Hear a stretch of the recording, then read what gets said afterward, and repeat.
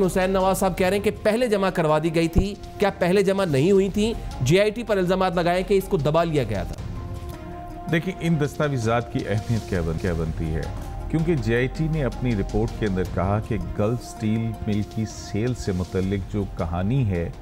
वो दरअसल दुरुस्त ही नहीं है। ठीक है, जो कि 12 मिलियन दिरहम की वाली कहानी है। और उस हवाले से उन्होंने रिकमेंडेशन भी दी कि ये, और इसी हवाले से जो कतरी ख़त है वो एक मिथ है, वो एक अफसाना है, वो हकीकत नहीं है। तो ये जेआईटी की रिपोर्ट थी। अब यहाँ पर ये जो दस्तावेज़ात हैं, सिर्फ ये दस्तावेज़ात वो दस्तावेज़ात हैं, जैसे कि आपने सारे अपने इंट्रो के अंदर बता दिया कि ये वो सोर्स डॉक्यूमेंट है कि जहाँ से आप इस बात को वो कंफर्म कर रहे हैं कि हाँ, एक सेल एग्रीमेंट हुआ, उस सेल के तहत ये रकम हासिल हुई, और फिर यही वो रकम है जो शरीफ ख़ानदान के या हुसैन नवाज के मौक़िफ़ के मुताबिक कतरी इन्वेस्टमेंट हुई, और उसका फिर सेटलमेंट 2006 के अंदर हुई। और एज़ पर मियाँ शरीफ जो दादा थे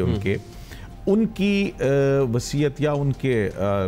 ओपिनियन के मुताबिक या उनकी राय के मुताबिक ये लंदन फ्लैट्स की सूरत में मैच्योर होकर के हुसैन नवाज के पास आई। तो जो मेफेयर फ्लैट्स का जो मामला है, जिस हवाले से जेआईटी ने ये कहा कि ये चीज़ें जो हैं ये एक अफसाना है। अब यहाँ पर एक और बहुत बड़ी बात आ गई। अगर हम देखें कि जब 28 मई को हुसैन नवाज पेश हुए, तो उससे पहले तारिक शफ़ी जेआईटी के अंदर पेश हुए थे,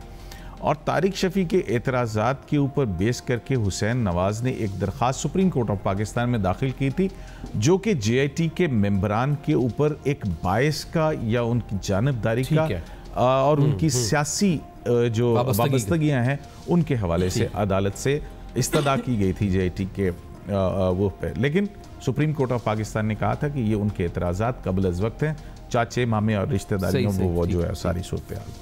अब यहाँ पे एक तो ये इसका एस्पेक्ट आता है, फिर दूसरी जो सूरत आती है वो इस तरह से आती है कि हुसैन नवाज जो जेआईटी के अंदर पेश हुए हैं, उनका ये मौक़िफ़ बड़ा वाज़े तौर के ऊपर सामने आया है, और उन्होंने इस बात को ओन किया है कि ये तमाम दस्तावेज़ात जेआईटी को फराहम किए गए थे, और जो जेआईटी को जब ये दस्तावेज़ात फराहम किए गए और उन्होंने रिप्रोड्यूस नहीं किए हैं या उसके अंदर से सिलेक्टिव तस्दीक नहीं डॉक्यूमेंट लिए गए हैं, नहीं, देखिए उनका मौक़िफ़ जो है वो जो मेरी बात हुई है, क्योंकि मैं हुसैन नवाज का ये कहना था कि आप मुझे कोट कर सकते हैं,